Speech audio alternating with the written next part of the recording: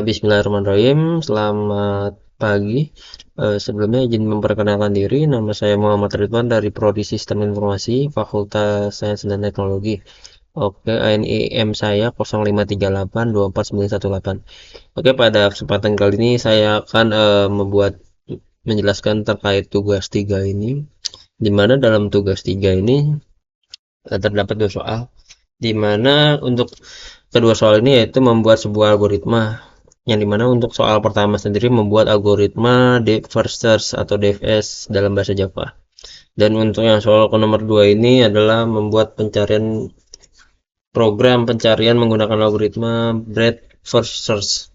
Nah, untuk kedua ini berbeda karena dia tuh dari segi metode pencarian juga beda, dan dari segi cara kerja untuk menemukan sebuah node yang dicari itu beda. Oke, langsung aja. Di sini sudah ada em, apa namanya program DFS dan BFS yang saya buat sebelumnya. Oke, pertama saya akan menjabarkan tentang DFS dulu.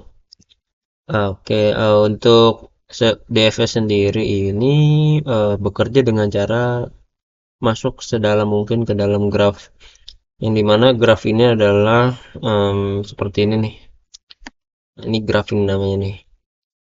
Nah, masuk ke dalam masuk sedalam mungkin tuh gimana ya? Masuk ke dalam mungkin tuh kayak contoh, misalkan saya ingin mencari node dengan value 17. Nah, si algoritma DFS ini akan mencari em, 17 ini dengan cara satu-satu nih.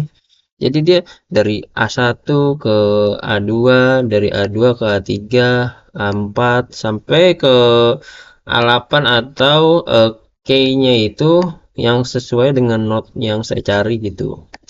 Nah, untuk metode seperti itu sendiri ya bisa dibilang agak lama ya. Jadi kalau misalkan sudah mentok, barulah itu DFS tuh mundur ke belakang. Jadi kayak dia tuh balik lagi gitu. Nah, seperti itu. Dan biasanya tuh, dan dia tuh termasuk ke dalam metode struktur data stack atau bertumpuk. Ya gitu, dia mencari datanya berdasarkan tumpuk-tumpuk gitu loh. Dan sebagai contoh sederhananya ini DFS ya seperti yang tadi saya jabarkan, dia ke A1, A2, A3 gitu. Ya kan?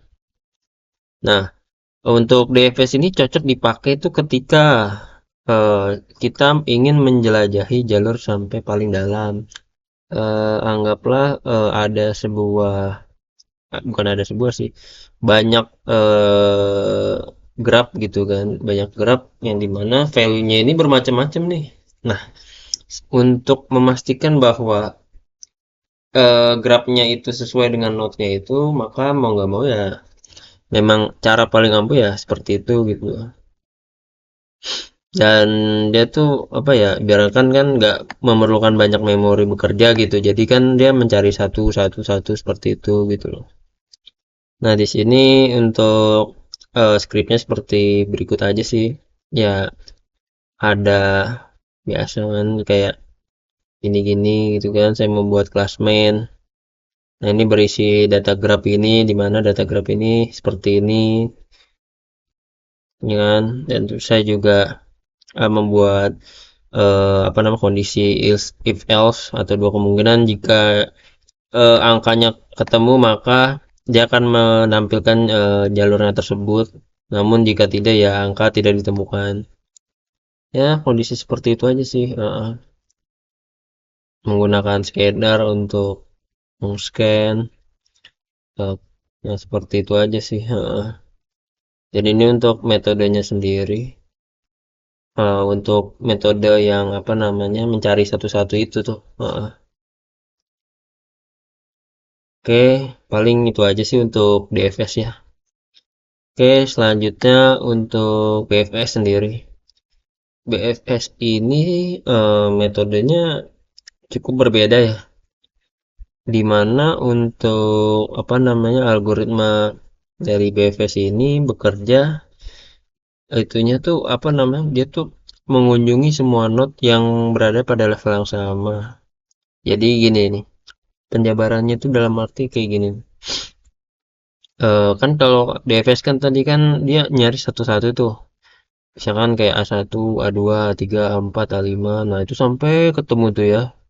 Nah, kalau DFS ini DFS sorry, DFS ini dia tuh menggunakan metode bercabang gitu loh. Jadi anggaplah seperti ini. Saya ingin mencari value 65 gitu dalam grafnya ini gitu loh. Ya kan, dalam grafnya ini. Nah, ketika programnya ini bekerja, dia akan menggunakan apa namanya? Cara logikanya kayak gini nih. Eh, jadi dari A1, nah dicek dulu nih apakah sesuai dengan yang saya cari angkanya atau tidak. Nah, jika apa namanya tidak ketemu, maka dia akan membuka cabang yang baru gitu. Membuka cabang yang baru dua gitu. Nah, di sini ada A2 dan A3. Jika masih tidak menemukan angka yang sama, dia akan membuka cabang yang barunya lagi gitu. Nah, A4, A5, A6, A7 secara bersamaan gitu sampai value-nya tuh ketemu gitu loh. Mm-mm. Dan seperti ini sih dia, maksudnya ya ada istilahnya sih, saya juga jujur aja sih lupa namanya, ada Vivo satu lagi apa gitu ya. Nah, kalau si BFF ini termasuk ke dalam Vivo gitu. Oke, udah paling kayak gini-gini sih. Tuh. Jadi dia masuk ke dalam kue WW. Jadi di dalam antrian ya kayak gini nih sistemnya, emang dia tuh lebih berat dari sisi memori yang pasti kan.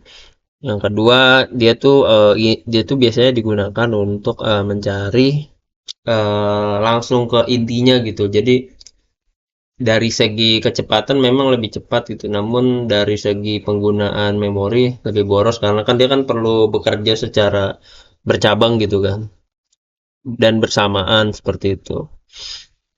Nah, di sini ya seperti yang tadi di DFS ya, saya membuat eh, kolom menu supaya bisa ditampilkan lebih enak gitu kan. Nah, ini nilai setiap notes, masukkan angka yang ingin dicari. Nah, ini kan kayak gini-gini sih. Nah, ini kayak gitu aja sih, narik-narik dari grafnya ini gitu. Nah, ini untuk cara kerjanya sih seperti ini aja gitu kalau dalam script ya. Dia tuh intinya ya, saya menggunakan perulangan, di mana perulangannya ini ya buat membuat percabangannya itu dalam metode algoritma BFS-nya kan. Mm-mm. Nah, ini juga saya menampilkan untuk mengunjungi apa, misalkan pernah mengunjungi nilai ini gini-gini sih. Heeh. Dan ya seperti itu aja sih paling sih untuk penjelasan saya sih. Kurang lebih ya kayak gitu aja sih. Soalnya saya juga masih bisa dibilang ya masih belajar juga sih untuk metode-metodenya ini tuh. Heeh. Nah, paling itu aja sih dari saya sih Pak untuk penyampaian antara dua metode dari algoritma DFS dan BFS. Dan sebelumnya izin pamit undur diri, dan udah tugas 3 sih, ini tugas terakhir ya dari semester ini ya. Dan saya ingin berterima kasih sebelumnya Pak sudah menyaksikan eh, video saya dari tugas 1 sampai ke tugas 3 ini.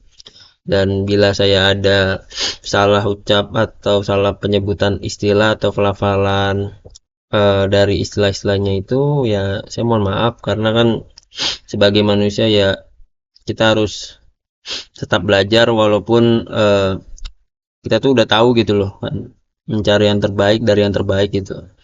Oke, paling seperti itu aja sih Pak untuk penjelasannya yang singkat ini aja sih. Kalau begitu saya pamit undur diri sebelumnya. Terima kasih. Assalamualaikum warahmatullahi wabarakatuh. Selamat pagi. Terima kasih.